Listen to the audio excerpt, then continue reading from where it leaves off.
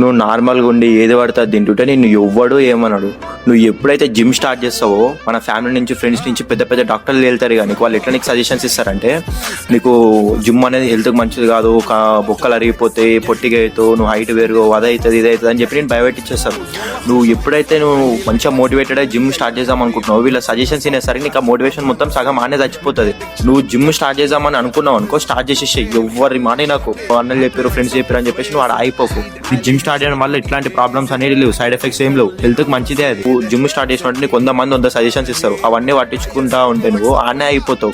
నీకు వర్కౌట్ చేయబుద్దే కాదు. మంచి ఎక్స్పీరియన్స్డ్ ట్రైనర్ దగ్గర గైడెన్స్ తీసుకొని నువ్వు ఏదైనా సప్లిమెంట్ తీసుకోవాలన్నా సరే, ఏది తీసుకోవాలన్నా సరే ఫస్ట్ నువ్వు వాళ్ళని అడిగి అది సేఫా కాదా, నీకు అసలు రిక్వైర్మెంట్ ఉందా లేదా కనుక్కొని నువ్వు ఇళ్ళకి దిగు.